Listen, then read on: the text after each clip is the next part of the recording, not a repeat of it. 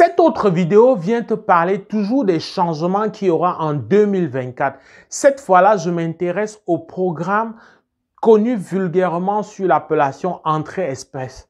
Je te présente 4 grands changements. C'est vrai qu'il y a 2 qui vont beaucoup se ressembler, mais il y a une nuance qui fait que je les aligne comme 4 changements différents. Alors, commençons par le premier gros changement majeur. En réalité, le premier gros changement qui touche un peu le 4e que je vais évoquer plus tard, c'est justement le mot Entrée Express connaît tout son sens, reprend toute sa valeur d'avant pandémie. C'est-à-dire que Entrée Express a ceci d'avantageux en première position que le fédéral lui-même fait et gère des programmes qui visent à favoriser l'immigration des candidats, des travailleurs qualifiés, des gens des métiers spécialisés. Ils te font immigrer en 3 et 4 mois. Une fois encore, le cas de 4 mois, c'est un cas vécu. Je ne vais pas le nommer ou je ne vais pas les nommer, mais ça existe, c'est une réalité. Si tu commences un dossier en juin et que tu arrives au Canada, tu t'installes en novembre, c'est bel et bien 4 mois. Alors, il y en a qui, dont de plus en plus, arrivent avec Entrée Express en 3-4 mois.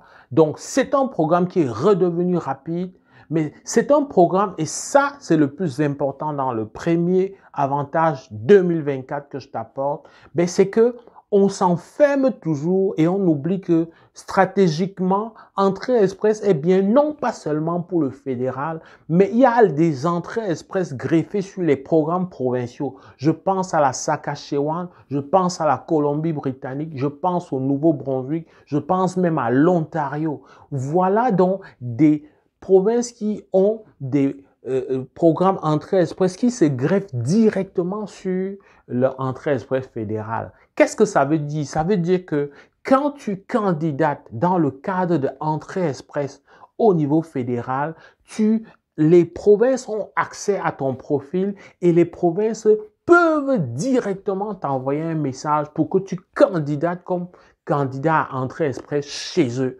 Et là, la beauté, c'est que comme beaucoup de ces provinces ne sont pas autant sollicitées que les grosses provinces qui sont Québec et Ontario, parce que les deux, à elles seules, occupent quand même, on va dire, j'ai pas fait la statistique, mais ce n'est pas loin de 70 à 75% de la population du Canada. Je peux me tromper, mais ça va être autour de ça, 14 millions, 8 millions, alors que l'ensemble, c'est 30 millions autour de ça. Donc, fais toi-même le calcul. Mais en tout cas, ça vient t'indiquer si tu t'intéresses à Entrée Express en 2024, ça vient te donner plus qu'une chance, pas juste le regard du fédéral, mais le regard de 9 autres provinces, mais davantage de 4 provinces que j'étais ciblées et qui ont des critères beaucoup plus allégés, beaucoup plus accessibles, beaucoup plus faciles à atteindre. Et quand on sait que la concurrence et la compétition entre les candidats n'est pas aussi rude que dans les 2 provinces dont je t'en parlais, ça vaut vraiment la peine. Deuxième gros avantage en 2024, c'est un avantage qui se vit déjà en 2023. Tu as eu l'occasion, c'est pas une utopie, c'est pas une parole en l'air, tu l'as vécu. Il y en a qui vont te faire le témoignage si tu ne le savais pas dans ton entourage,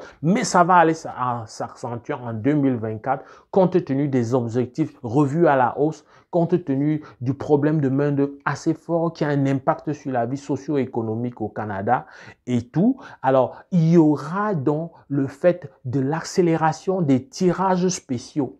Tu as vu un gros tirage. Je te parlais tantôt de juillet. Je te parlais là, par exemple, d'un tirage spécial des francophones. Il y a des tirages spéciaux comme ça. Des tirages spéciaux dans le domaine de l'agroalimentaire. Des tirages spéciaux dans le domaine médical. Il y a de plus en plus des volets supplémentaires, des tirages supplémentaires qui font que l'assiette ou alors les possibilités, le nombre de personnes qui peuvent aspirer, ça, c'est vraiment étendu et ce n'est plus vraiment rectiligne, ce n'est plus figé sur quelques profils qui vont être essentiellement ceux peut-être qui ont un très bon diplôme, peut-être ceux qui ont des très bonnes compétences en anglais, etc. Non, ça vient t'indiquer que même en tant que francophone, parce que toutes les provinces du Canada ont leur communauté francophone et le Canada a une politique pensée depuis la tête pour favoriser et pérenniser leur deuxième langue officielle qu'est le français. Donc, à ce titre-là,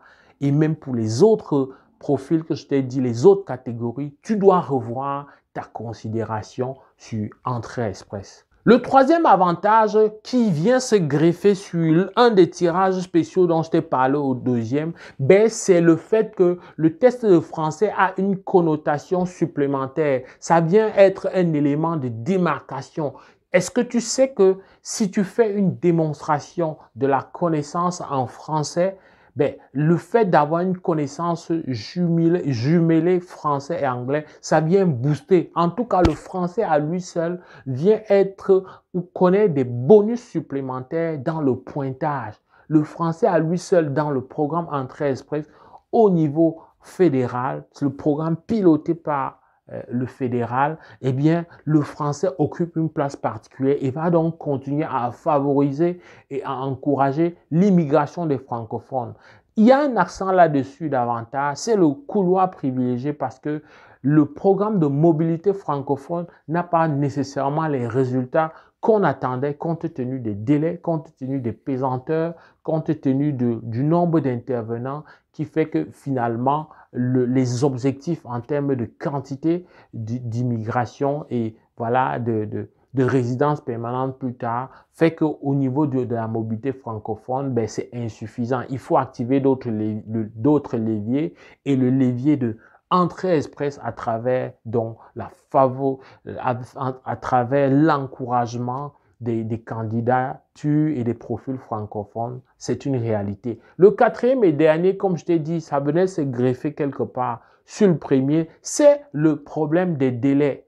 Les délais de traitement, je vais prendre ça sous l'angle des provinces qui se greffent sur le programme fédéral. Est-ce que tu sais que, à la différence, par exemple, du Québec, les provinces Saskatchewan, Manitoba, Colombie-Britannique, lorsqu'ils traitent ces genres de demandes, les délais sont clairement affichés. C'est autour de 12 semaines, c'est connu. 12 semaines, c'est quand ça a traîné. Alors qu'au Québec, on peut aller parfois jusqu'à 6 mois pour ces catégories-là, si tu bénéficies d'ailleurs d'un traitement prioritaire. Parce qu'il y a des cas qui ne bénéficient pas d'un traitement prioritaire. Donc voilà en ramasser des éléments forts, des éléments qui viennent indiquer que rester tranquille, croiser les bras et se dire que bon, je vais faire comme celui-là que je connais qui a voyagé. Non, je vais faire exactement comme lui. Alors que tu n'es pas capable de savoir si vous avez les mêmes avantages. Tu n'es même pas capable de savoir si toi, tu es de loin plus avantageux que lui. Ce n'est pas parce qu'il est parti avant toi qu'il a un mérite particulier en termes de la qualité voilà, de son profil ou de la pertinence. Ça peut être parce qu'il a eu la bonne stratégie ici pris à l'avance, ici est bien pris, alors que toi, tu as été un peu mitigé dans ton engagement. Regarde tout ça. Tu as besoin de vérifier. Une fois encore, comme je le dis et je le dirai jamais assez, il faut qu'avant que ça ne marche pas, tu aies le sentiment d'avoir tout essayé. Et si tu as de la misère, tu as des hésitations, c'est avec beaucoup de plaisir qu'on va pouvoir t'accompagner, t'apporter un accompagnement. Partage pour faire savoir. Ça, c'est la plateforme vers laquelle il faut se diriger sur le YouTube de Afrique Éducation, dont le promoteur est Valérie Jules Camden, votre humble serviteur. C'est avec beaucoup de plaisir qu'on va se retrouver dans le cadre d'une prochaine vidéo. Porte-toi bien. Boula!